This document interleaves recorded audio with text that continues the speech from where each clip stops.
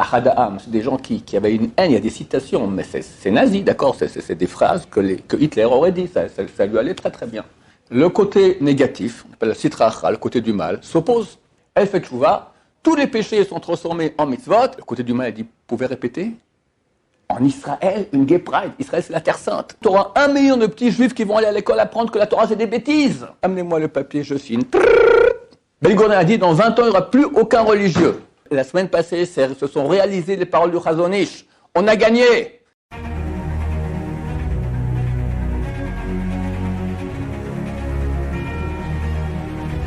Ce show dédié par un généreux donateur pour le shalom et la Géoula, la paix et la rédemption Bezrat Hashem. Je me joins à ces prières Bezrat Hashem. C'est l'occasion de faire un cours un peu sur l'actualité. Je vais vous dire qu'on a vécu la semaine passée un événement qui est grandiose. Très, très grand événement qui montre une bonté d'Hachem extraordinaire. À mon avis, ce sont les portes de la délivrance qui commencent à s'ouvrir, qui commencent. Je vais expliquer de quoi il s'agit. C'est une chose qui peut choquer des personnes qui ne sont pas encore habituées à ce type d'idée. Moi, quand j'étais jeune, j'étais un fou sioniste, amoureux de l'État d'Israël, je suis à l'armée, j'ai beaucoup investi. Je ne regrette pas, à la base, c'était un amour de Dieu, qui était habillé par l'amour de la terre d'Israël, du peuple d'Israël, etc. Hélas, ça a commencé il y a presque 200 ans. Il y a un mouvement qui s'est réveillé dans le peuple juif, qui disait reste juif, mais non pratiquant. Au bout d'un moment, ces juifs non pratiquants se sont investis dans 2 grands mouvements. Un, le communisme. Beaucoup des grands dirigeants du communisme, la révolution russe en 1917, étaient des juifs. Et le sionisme athée. En 1895 a eu lieu à Bâle le premier congrès sioniste mondial, qui était de caractère non religieux. Je crois qu'il n'y a aucune kippa là-bas. Herzl n'était pas religieux. Il n'a pas fait la brit mila à ses enfants. Mais ces juifs proposaient un programme extraordinaire, le retour en terre d'Israël. Il n'y a presque aucune prière que nous faisons dans laquelle on ne parle pas de retour en terre d'Israël. Dans Birkat Amazon, dans la Hamida bien sûr, à la Mechia, partout on en parle. Le peuple d'Israël qui souffre en exil, on lui dit on revient en terre d'Israël, mais c'est extraordinaire. Baruch Hashem, ils ont réussi. Les vieilles grand-mères qui venaient ici, elles voyaient un flic juif se mettait à pleurer. Le flic, pendant 2000 ans, il est toujours un goy, d'accord? Un flic juif. C'est extraordinaire. Mais en fait, il y a eu un piège terrible ici. C'est que ces personnes, sont scientes ou pas, peu importe, en tout cas, ont été utilisées par les forces du mal pour faire du peuple juif un peuple non juif. Ce que le mal a essayé de faire pendant des milliers d'années, ils ont presque réussi. Parce que c'est vrai qu'il y a 2 questions qui se posent. Premièrement, si dans les prophéties, on parle tellement du retour du peuple juif en terre d'Israël, on serait attendu à ce que ce soit les grands rabbins, les grands dirigeants spirituels, les grands tzadikim du peuple juif qui réalisent ce retour en terre d'Israël, d'accord?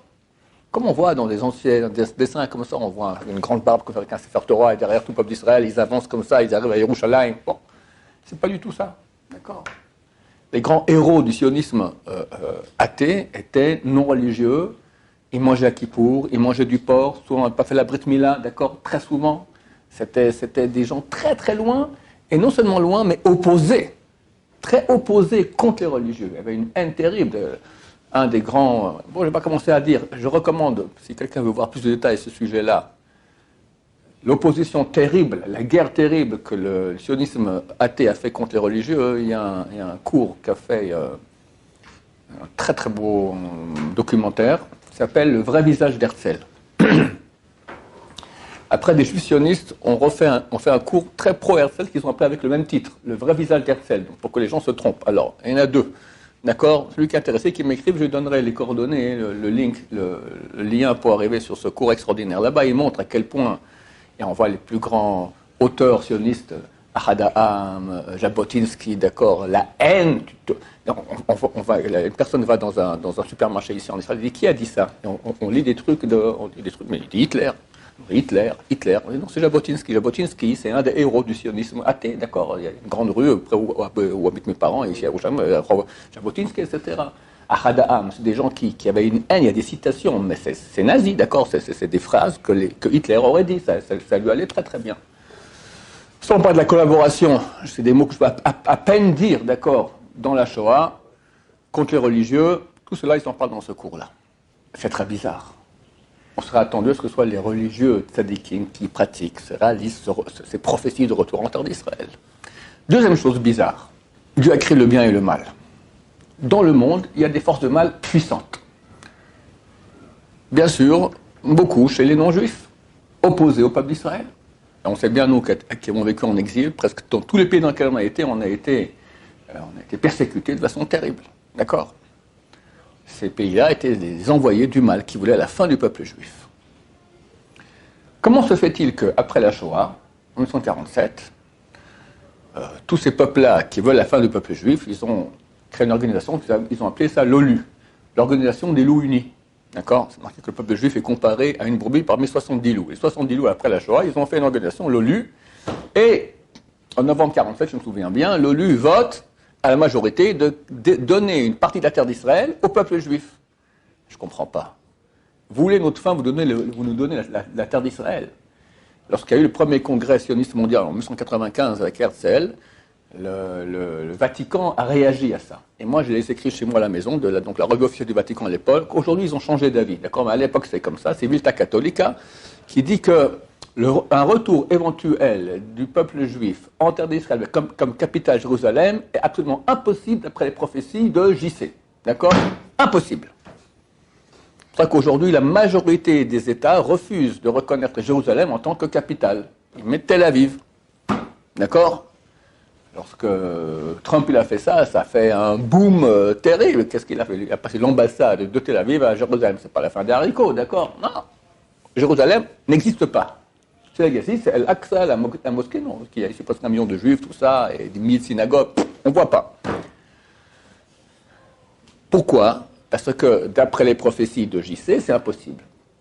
Pour eux, les chrétiens, le peuple juif est condamné à vivre dans l'exil pour montrer l'exemple au peuple. Regardez comment Dieu châtie, punit ceux qui ne reconnaissent pas la divinité de JC.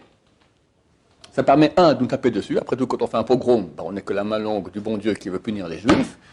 Et le fait que le peuple juif survive. Oh non, ça, c'est une question, ça. Comment se fait qu'on survit en exil? C'est quand même extraordinaire. 2000 ans, on aurait dû disparaître. C'est Dieu qui fait exprès pour vous faire souffrir et montrer l'exemple à tout le monde. Regardez comment on punit les méchants. D'accord? C'est un moyen très très bien de pouvoir légitimer leur comportement mauvais envers nous et l'éternité du peuple d'Israël. Mais tout ça, lorsque le peuple d'Israël revient en terre d'Israël, ça tombe à l'eau, c'est fini. Alors comment ça se fait qu'eux-mêmes vont voter le retour des Juifs en terre d'Israël? Aïe, aïe, aïe, aïe, aïe, aïe, aïe. Pour expliquer cela, on va expliquer un des secrets de la mystique juive que dévoile Rabbeinu Hari. Rabbeinu Hari, il dit, donc il y a 500 ans toute la Kabbalah, il dit que des fois il y a des très grandes âmes, très pures, qui doivent venir sur terre. On a tous des âmes différentes, il y a des grandes, des petites, des moyennes. Mais les grandes, lorsqu'elles font une mitzvah, ça a beaucoup plus d'impact. Elles font beaucoup plus de mitzvot. C'est des gens de très grande valeur d'habitude qui viennent. Le côté négatif, on appelle le sitra achra, le côté du mal, s'oppose. Il ne veut pas, parce qu'il sait que si cette âme vient sur terre, elle fera beaucoup de mitzvot et ça sera son ennemi. D'accord? Le mal ne veut pas qu'il y ait beaucoup de mitzvot. Alors elle s'oppose. Elle a un pouvoir. D'accord? Le maître du monde jusqu'au vienne le Mashiach, c'est le mal. Le peuple d'Israël qui fait le bien ici, il vit anormalement. Vous voyez qu'on survit à peine, d'accord? À peine. Donc le mal s'oppose. Il faut bien que cette âme vienne sur terre. Alors c'est marqué que Dieu va jouer un tour aux forces du mal. Il va faire un deal. Il va dire, tu sais quoi? On va faire naître cette âme dans une famille de mécréants, de gens qui ne pratiquent pas la Torah. Des juifs, bien sûr. Il sera juif, l'âme juive. Mais ils ne pratiquent pas la Torah, ils ne font pas le Shabbat, il y a la débauche, machin, ils ne mangent pas kasher, ils mangent à Kippour, tout, voilà. Le côté négatif, il est content, il dit quoi? Une grande âme qui fait des péchés, ça a beaucoup plus d'impact qu'une petite âme qui fait des péchés. Il est d'accord, ici, et la grande âme va naître dans une famille de mécréants. Elle va faire des péchés. Mais lui, c'est une grande âme. Un beau jour, elle se réveille, elle fait tchouva, tous les péchés sont transformés en mitzvot, et même des fois, il va faire tchouva à ses propres parents. Ça, c'est un des secrets que dévoile Rabbeinu Ari. C'est exactement ce qui s'est passé ici avec la création de l'État d'Israël. Jamais les goïms, le côté négatif, quand je parle des goïms, je parle des antisémites qui sont gérés par le mal. Jamais le mal n'aurait accepté qu'il y ait un retour religieux des juifs en terre d'Israël, parce que c'est leur fin. Si le peuple juif religieux revient en terre d'Israël, Mashiach il vient, c'est la fin. Mashiach, le mal, il est éradiqué du monde. Quand Mashiach vient, il fait abracadabra, enfin un peu plus fort que ça, d'accord, et il n'y a plus de mal dans le monde. Alors le mal ne veut pas que Mashiach vienne. Qu'est-ce que Dieu lui a dit? Tu sais quoi? Regarde, ça fait 3000 ans que ce peuple-là, vous essayez de l'éliminer. Vous êtes des nuls. Même la Shoah, alors c'est bien, vous avez enlevé un tiers du pays, du peuple, c'est pas mal, avec souffrance terrible, mais il reste encore 2 tiers, mon cher ami. Vous êtes des nuls. Je vous propose quelque chose. Vous allez donner maintenant le peuple juif dans les mains de juifs eux-mêmes. Ils sont malins, ils sont plus intelligents que vous. Et eux vont les rendre non-juifs, vont faire de eux un peuple non-juif. Tu auras en terre d'Israël une Gay Pride. La veille de Rosh Hashanah. Le côté du mal a dit, vous pouvez répéter? En Israël, une Gay Pride. Israël, c'est la terre sainte. À Jérusalem, la veille le jour du jugement, Rosh Hashanah, vous aurez une Gay Pride. Oui, monsieur. Tous les 1er septembre, tu auras 1 million de petits juifs qui vont aller à l'école apprendre que la Torah, c'est des bêtises. Tu auras la queue dans les boucheries qui vendent du porc. Tu auras des conversions qui valent rien. On va t'amener des tas de Russes et d'Ukrainiens en terre d'Israël, on va dire qu'ils sont juifs, etc. Ils vont se mélanger et tout ça, puis tu auras beaucoup de... Tout ça en terre d'Israël. Et amenez-moi le papier, je signe. Novembre 47, l'ONU vote qu'on donne la terre d'Israël au peuple juif, dirigé par Ben Gurion et sa clique. À l'époque, il y avait quelques religieux en terre d'Israël, pas beaucoup, quelques centaines de familles, c'est tout. Mon voisin, son père avait un copain qui était un copain de Ben Gurion. Ben Gurion lui a dit, dans 20 ans, il n'y aura plus aucune famille religieuse en Israël. Il y avait un mouvement dans les médias, tout ça, d'éducation, tout ça. Celui qui n'envoyait pas ses enfants dans les écoles non religieuses, anti-religieuses, il ne recevait pas un ticket de rationnement. C'était fichu, il n'y a rien. Mon père, il est arrivé à l'âge de 14 ans. Il a quitté sa maison, il est venu en Israël. On l'a mis dans un kibbutz. Shomer Hatzaïr. Shomer Hatzaïr, c'est gauche, anti-religieux. Et comme ça, tout le monde. Ben Gurion a dit, dans 20 ans, il n'y aura plus aucun religieux. Et sincèrement, de façon objective, c'était certain que ce serait comme ça. Ben Gurion, ce n'était pas un petit enfant, c'est lui, le chef du gouvernement, premier ministre de l'État d'Israël, c'était un homme très intelligent, il savait ce qu'il faisait, c'était exactement comme ça. Mais il avait été plus intelligent que lui, il s'appelait le Chazon Ish, le grand rabbin orthodoxe à Bnei Brak. Alors les deux se sont rencontrés. Ben Gurion lui a dit, viens, sois avec nous. Alors, le Chazon Ish a enlevé les lunettes, parce qu'on n'a pas le droit de regarder la tête d'un rachat, d'un mécréant. Il lui a dit, t'es un type intelligent, t'as maintenant un détroit, t'as un paquebot qui est plein de monde, un paquebot qui est vide. Et un seul peut passer dans le détroit. Qui tu fais passer? Le vide ou le plein? Et le plein. Il dit, le plein, c'est nous. Quand le Chazon Ish dit le plein, c'est nous, il parle de 200-300 familles orthodoxes. Et il parle à Ben Gurion, que le monde entier est derrière lui, il dit, toi, tu es le vide. C'est nous, Am Israël, vous, c'est rien. Bon. Chazon Ish a dit, à la fin, on va gagner. Pourquoi? On fait des enfants. La moyenne en Israël, de la natalité dans le famille religieux, c'est 1,7 enfants. Celle du monde orthodoxe, c'est 7,2. Donc, chaque 20 ans, tu as 7 fois plus d'orthodoxes. Plus les balais de Tchouva. Des millions. Je vous ai parlé de Shai Rebo. Un Français, un chanteur. C'est un chanteur. Hier, on m'a dit que quand il a des interviews, il rougit. Il est humble. Ce type-là, il a honte. Il est tout rouge, d'accord. C'est marqué, l'Anavim, il est humble. C'est marqué, Alavim itenchen. Au humble, Dieu donnera du charme. Tout le monde l'aime. Et il chante des chansons que de Torah. Une journaliste lui a posé la question, et pourquoi vous ne ferez pas quelques de chansons, pas de Torah? Il dit, Dieu m'a donné un don, je veux le remercier. Je fais que de la Torah. C'est le chanteur le plus écouté en Israël. Avec les plus non religieux. Alors, qui ils ont dans la vie? Ils ont le chef d'État, ils s'en foutent complètement. Ah, qui ils ont? Le chanteur. D'accord? S'il y a le bon Dieu, après lui, c'est le chanteur. S'il n'y a pas de bon Dieu, c'est le chanteur, c'est le top. D'accord? Ce qu'il dit, c'est comme ça. Dieu, il a fait maintenant que le chanteur le plus écouté en Israël, il parle que de Torah. Et tu as des milliers, des centaines de milliers de jeunes Israéliens qui ne savent rien. Mais ils chantent Torah. Ils chantent Hachem. Est-ce que tu as un autre État au monde où dans les chansons on parle d'Hachem? Que de ça. On parle, il y avait lui, il y avait elle, tu m'as vu, on s'est vu, etc. Et voilà, c'est tout ça, toutes les chansons dans le monde entier. Des millions qui font tchouva. Des millions. Quand je choisis pas forcément de devenir un grand religieux, mais se rapprochent. On m'a dit à Yom Kippour cette année, il y a un organisme que je ne connais pas qui s'appelle Rosh Yehudi, tête juive, d'accord, qui a organisé les prières de Yom Kippour à Kikar Hamdina à Tel Aviv. Kikar Hamdina, c'est la grande place à Tel Aviv, complètement non religieuse. Des dizaines de milliers de non-religieux sont venus prier à Yom Kippour. C'est noir de monde. Pas noir des gens noirs. Rien, sans kippa, hommes et femmes mélangés. On s'en fout, ils prient à Dieu, à Yom Kippour, des dizaines de... Mais Ben Gurion, il aurait vu ça, mais il aurait hurlé, il serait déchiré les cheveux. Le Chazon Ish a eu raison. Quand? La semaine passée. On a souffert pendant plus d'1 an avec une gauche anti-religieuse qui a voulu... Il a dit, Lapid, il a dit, nous voulons faire de cet État ce que voulaient les dirigeants au début de notre État, un État laïque.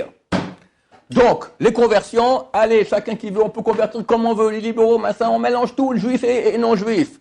La shrita, plus de shrita, non cachère, chacun peut faire, appeler, quelqu'un, Abdallah maintenant fait faire un truc cachère, il met cachère sur son tampon, Abdallah, le Rav Abdallah, très bien, ça passe aussi, d'accord? Pas de cacheroute, pas de conversion valable, tout, pas de Shabbat. Que de nouveau, tous les moyens de transport ouverts Shabbat, se battent contre la Torah. La semaine passée, les élections.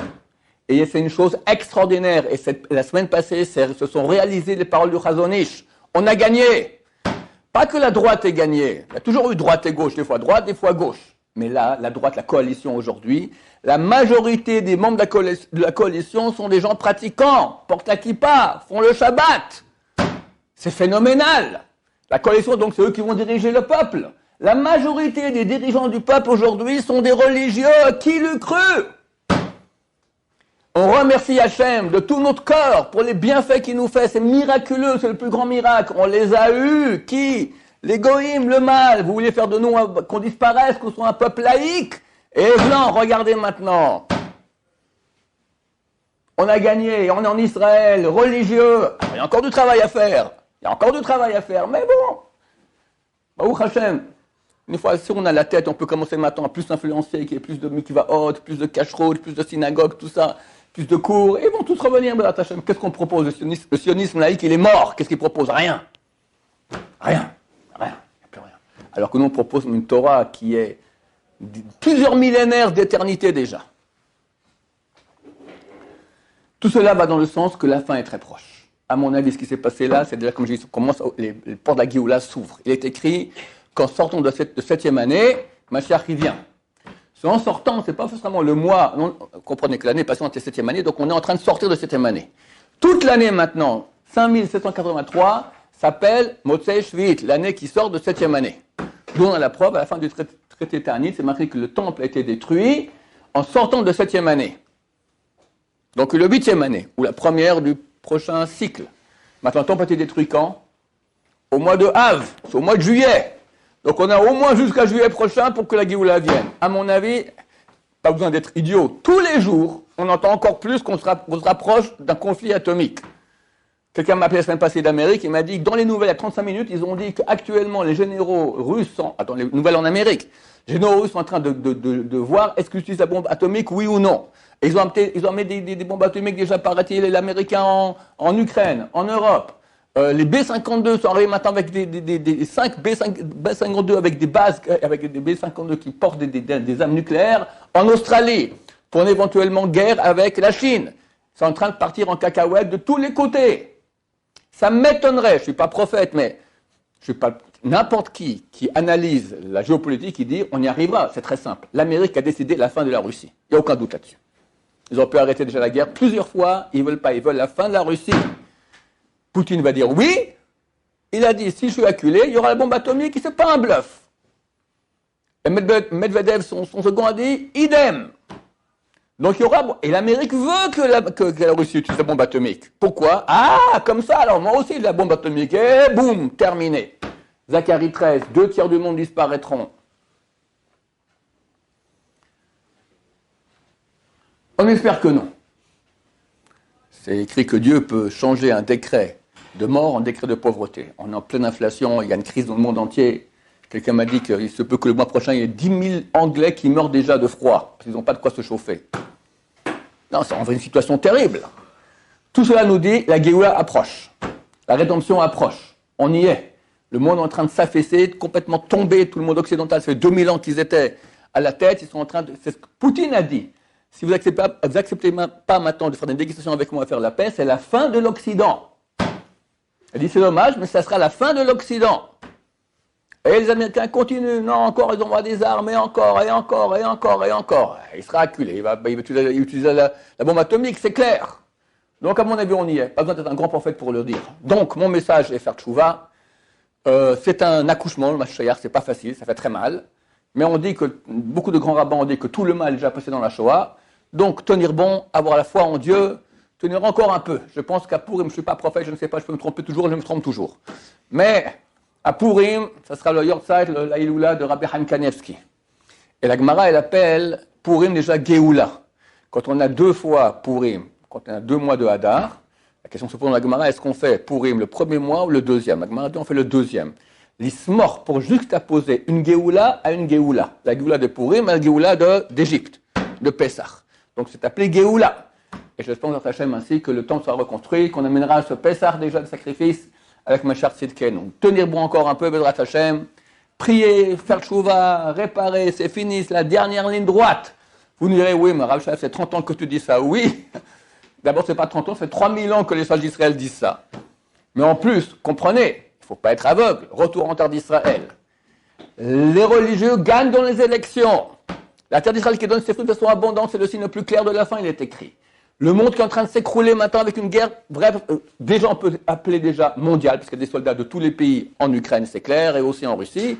Bientôt atomique, le grand mouvement de Shuvah qu'il y a, tout cela, ce sont tous les signes les plus clairs, il y en a encore beaucoup qui montrent que Mashiach il arrive. Donc on espère que c'est pour très très bientôt. Faire Shuvah total, Baruch Adonai, l'Olam, Amen, Amen.